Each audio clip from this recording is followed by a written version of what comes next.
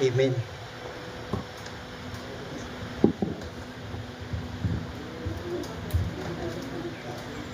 So, yun, pinali ng sil. Nakuha ko na yun, pinali ng silipan. Okay.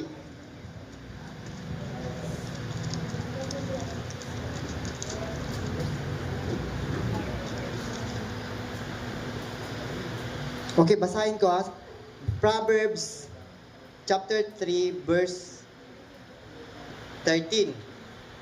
Blessed is the one who finds wisdom, and the one who gains understanding.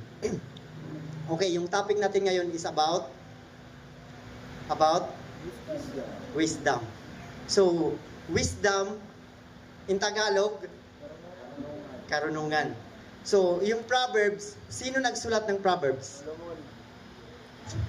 Solomon. King Solomon. Sino si King Solomon?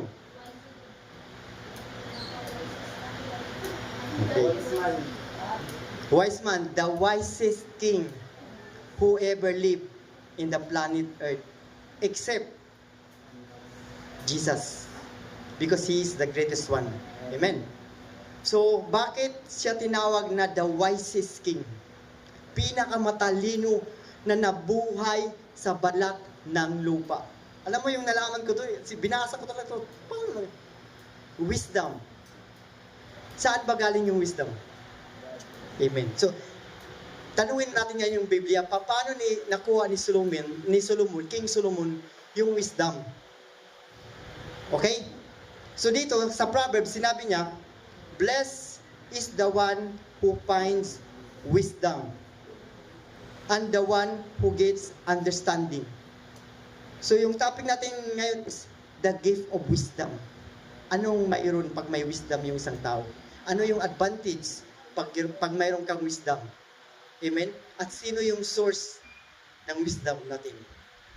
Alam mo, di ba lahat naman tayo siguro mayayain, di ba? Hindi sanay tumayo dito sa States. But when God is with you, lahat yan, mawawala yan. Let me give you an example doon sa Ormoc. Yung, kasi hiwa-hiwalay kami, isa-isa kami kasi hindi pwedeng, hindi isa-isa kasi marami masyadong bahay.